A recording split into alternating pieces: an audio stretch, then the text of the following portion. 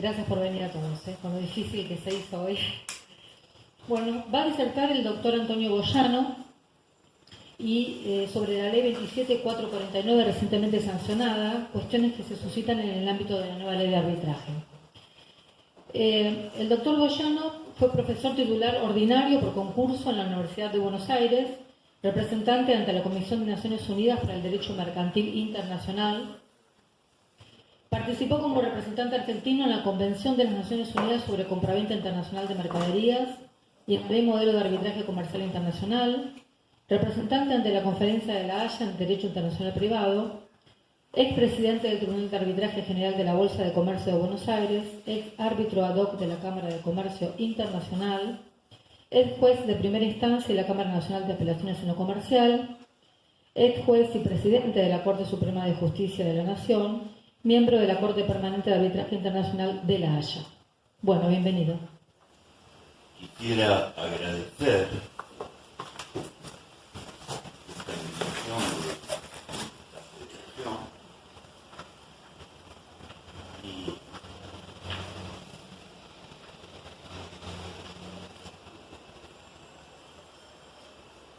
paso simplemente a un examen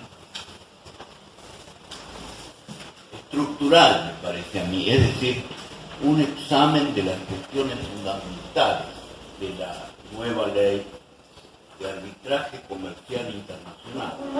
Destaco lo internacional por las razones que veremos a lo largo de toda esta cuestión. Tengo en mis manos la ley.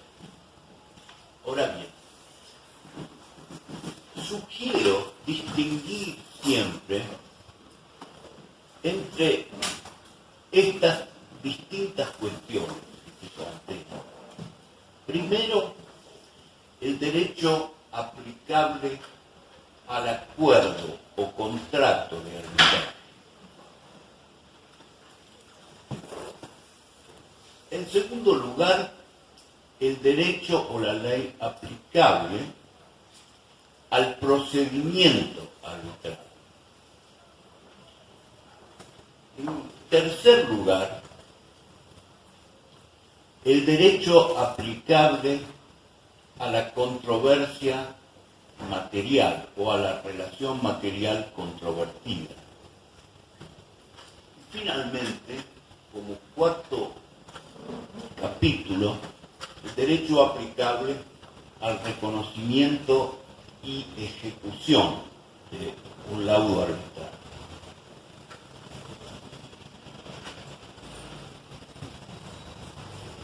En esta ley argentina que se refiere a contratos o relaciones sujetas a arbitraje comercial internacional, surge, a mi modo de ver, una primera gran cuestión.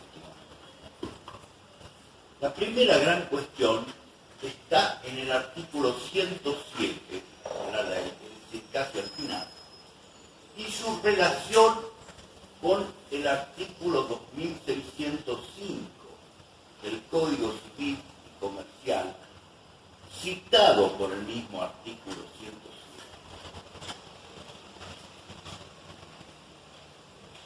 107. Este artículo 2605 del Código Civil y Comercial se refiere a la internacionalidad del contrato a los efectos de posibilitar la autonomía de las partes propia del derecho internacional privado. Ahora bien, aquí el artículo 107, al dar prevalencia al 2605, suscita la cuestión de saber si el arbitraje comercial internacional tiene que tener un contrato de arbitraje internacional y cuándo es internacional, o si la relación material o sustancial controvertida es internacional en los términos del 2605 del Código Civil. La cuestión es delicada no porque parezca ser introducida académicamente, sino porque está en el texto de la ley que tengo en mis manos. Y obliga necesariamente a una consideración sucinta al menos de qué valor tiene esto, qué impone esto, qué obligaciones impone desde el punto de vista de la práctica, sobre todo del arbitraje comercial internacional. ¿Qué es necesario para que se pueda hablar de arbitraje comercial internacional? Aparentemente, el artículo 2605 hace alusión simplemente al contrato, es decir, a la relación controvertida en el arbitraje. La internacionalidad del arbitraje, no obstante, está regulada en la ley, pero no estrictamente la internacionalidad de la relación sustancial controvertida.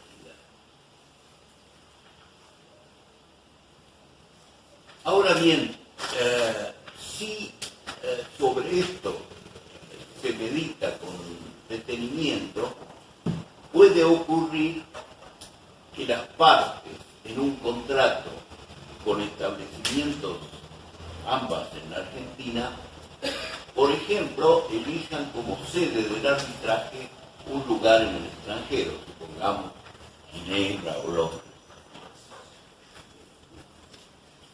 ¿Es posible esto si el contrato es puramente interno o se requiere que el contrato sea internacional? El artículo 2605 parece exigir una internacionalidad del contrato. Nos preguntamos cuándo un contrato es internacional. Sobre esto la literatura ha hecho mucha producción y lo que podríamos decir es que hay dos maneras de enfocar el asunto. Uno objetivo, en el sentido de ver cuáles son los elementos del contrato, por la conducta de las partes, se relacionan con distintos ordenamientos jurídicos, o si la sola voluntad de las partes de indicar, por ejemplo, un elemento en el extranjero basta para asignar internacionalidad a la controversia.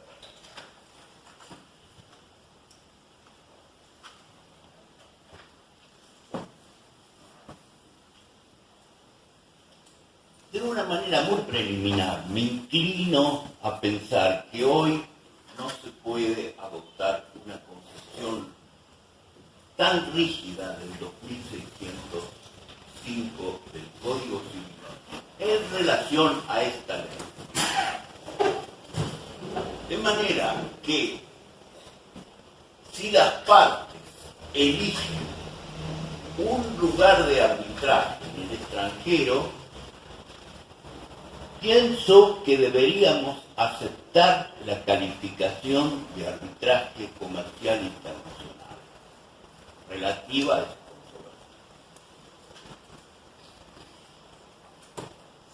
Pienso además que la mera incorporación en un contrato interno de una cláusula de arbitraje en el extranjero da al contrato interno calidad internacional. Téngase presente que esta opinión no es unánime. Esta opinión ni siquiera yo mismo la he defendido en otros tiempos. Pero ahora me parece que no podemos evitar una flexibilización del sentido del artículo 2605 frente al 107 y a todo el texto de la ley. Ahora bien, la cuestión tiene para mí gravedad muy considerable Porque si se discute la internacionalidad o se niega la internacionalidad de la relación controvertida, puede ocurrir que se ataque la validez de la cláusula arbitral y por lo tanto la validez del arbitraje en general. Por lo tanto, la cuestión de la internacionalidad de la controversia está inescindiblemente conexa a la competencia del tribunal arbitral. Y por lo tanto, la cuestión relativa a la internacionalidad del arbitraje debe ser considerada como de previo y especial pronunciamiento como una cuestión de competencia y dirimirse cuanto antes. Es decir, los árbitros deben dirimir esta cuestión y, como saben, la ley prevé, frente a una decisión arbitral de esta índole, un recurso directo al tribunal competente.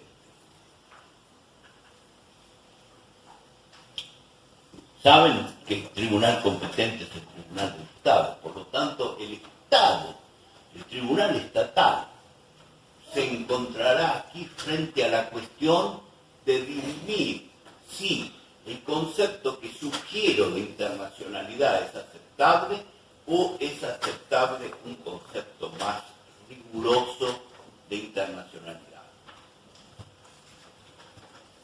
Parece que este asunto plantea una cuestión baladí o una cuestión puramente académica o una cuestión insustancial.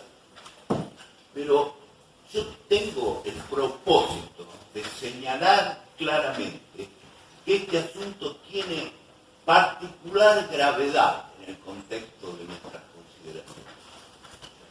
¿Por qué?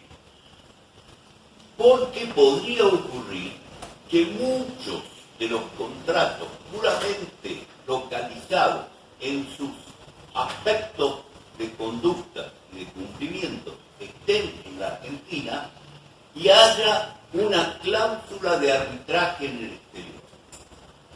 Esto, según la interpretación que aparentemente propongo, con cierto temor, realmente, porque no creo que el asunto haya sido dirimido ya, y tengo muchas dudas sobre cuál será la decisión de los jueces, sobre todo de los jueces de última instancia.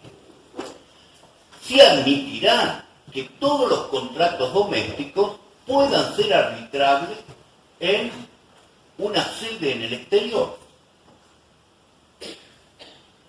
De modo que el asunto que no solo hace a la calificación del arbitraje, sino esencialmente a la competencia del Tribunal Arbitral Internacional, es una cuestión que debe dirimirse con mucha claridad. Y surge otra vez el asunto de saber cuál será la decisión de un juez extranjero del lugar de la sede arbitral elegida por las partes acerca de la internacionalidad de la controversia. Es muy probable que un juez extranjero considere que se da la condición de internacionalidad de la controversia. Y entonces surge la cuestión de saber si una de las partes que ha aceptado la cláusula arbitral en el extranjero puede impugnarla, en primer lugar. Y en segundo lugar, si un laudo dictado en el extranjero en las condiciones que expuse puede venir a reconocimiento y ejecución en la Argentina. Cuestión asaz discutible por lo que estamos viendo. Con lo cual, a mí me parece que este asunto requeriría el mayor estudio posible. A mi juicio, la solución que yo propongo es esta, es la más flexible y es la que más me parece se acomoda a los nuevos valores del arbitraje comercial internacional. La cuestión de competencia es de una importancia muy grande para el arbitraje, y sobre todo la que se ha dado en esta ley, que sigue la ley modelo de Naciones Unidas, ¿no? Cuando digo de Naciones Unidas me refiero a la Comisión de Derecho Mercantil Internacional. ¿Por qué? Porque la cuestión de competencia se discute generalmente muchísimo y es una cuestión de previo y especial pronunciamiento. Es decir, que el tribunal es lo primero que tiene que decir.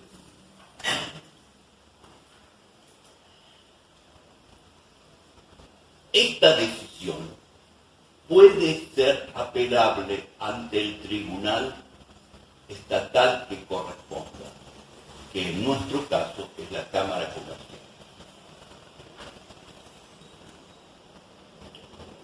He tenido un asunto en el cual, siendo yo abogado en los últimos tiempos,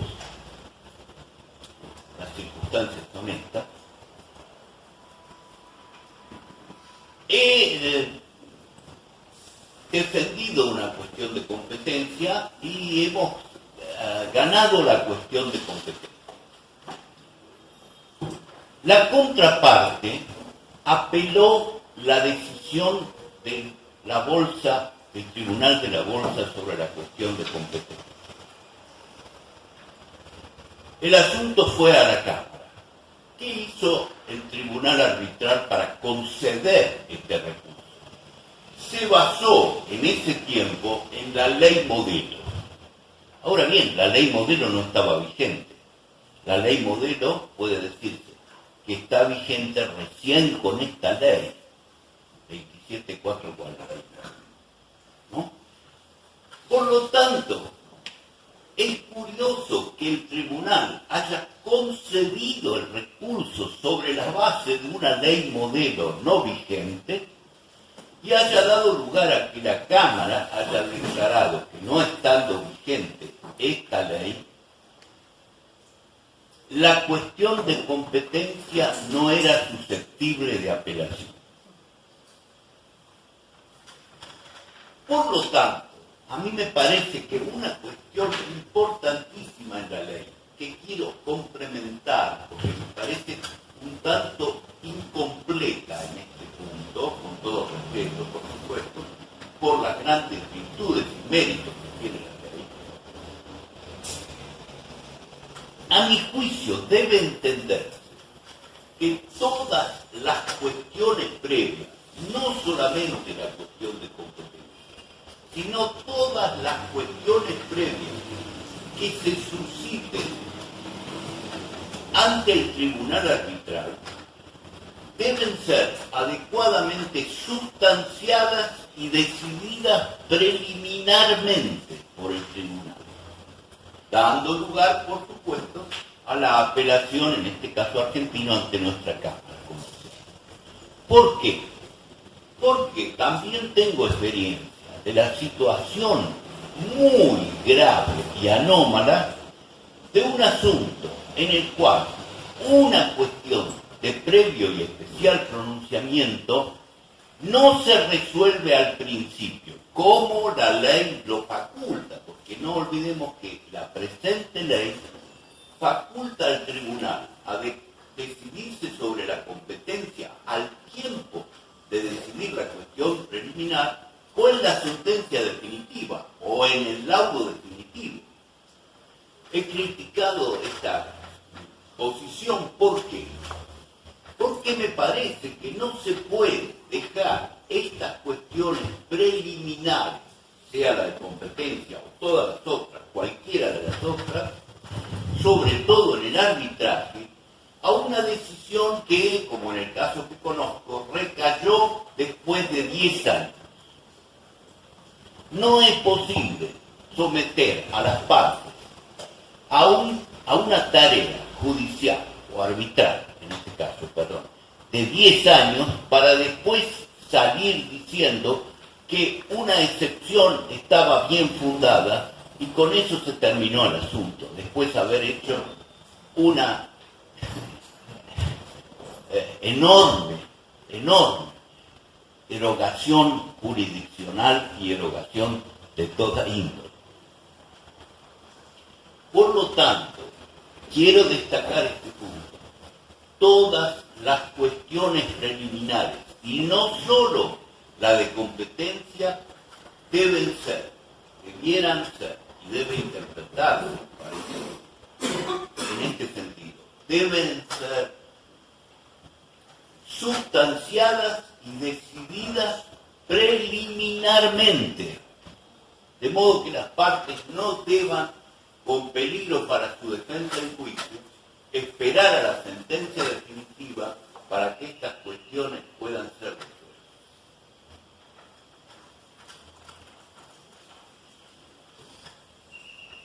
A mí me parece que este punto tiene una importancia fundamental en el ámbito de lo que estamos considerando, que son las cuestiones preliminares. También me parece que es susceptible de observación crítica la ley cuando permite al tribunal arbitral decidir la cuestión de competencia en el momento en que ha sido suscitada la cuestión o diferirla para el laudo final. Esto no debe ocurrir. No se debe permitir esta dilación de la cuestión de competencia. Esta dilación produce o puede producir grave indefensión y grave dispendio jurisdiccional arbitral.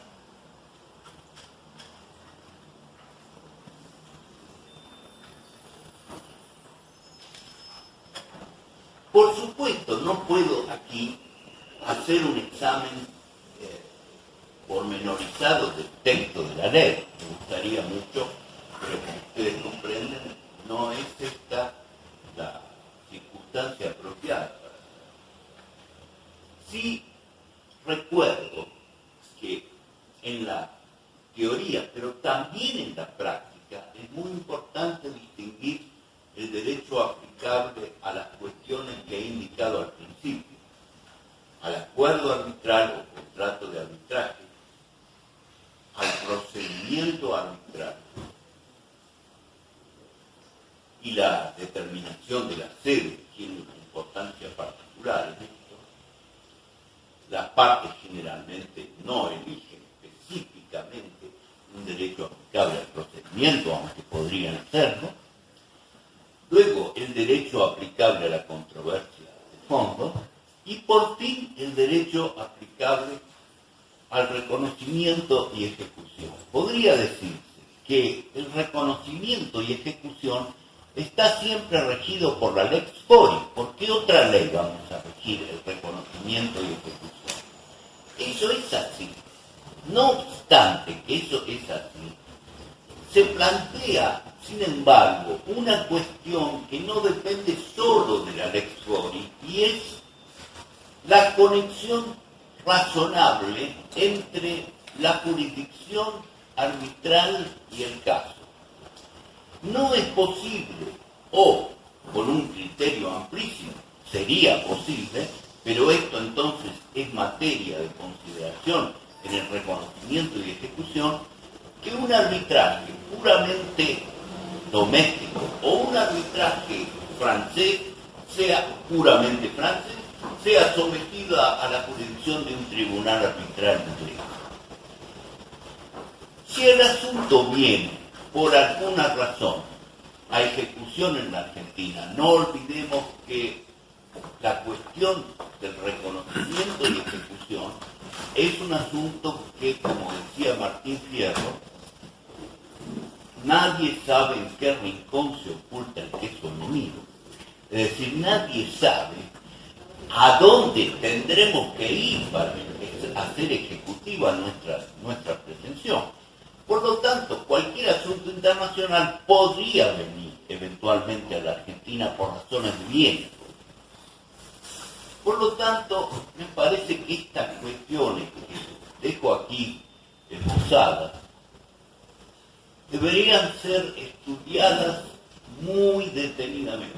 Yo sugiero a los grandes especialistas y tratadistas de la materia, que se haga un comentario cuanto antes muy detallado de la ley para la buena práctica del asunto.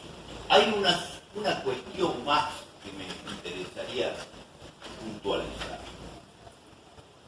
Se dice y sabemos que el arbitraje en la Argentina adolece de una enfermedad endémica, ¿no? Por la falta de práctica, por la falta de uso frecuente de este ejercicio arbitral. Planteo la siguiente posibilidad, pero no la planteo como una solución de lege lata. Yo no sé si de lege lata es posible, pero sugiero estudiar la siguiente posibilidad, que en las cuestiones previas en las cuestiones previas familiares y sucesorias decididas por el tribunal arbitral, que dejen pendientes cuestiones puramente patrimoniales, estas últimas cuestiones patrimoniales puedan ser sometidas al arbitraje. Es una idea que me parece que no está en contra de nuestro ordenamiento y que dejo expuesta a la consideración de ustedes. Muchas gracias.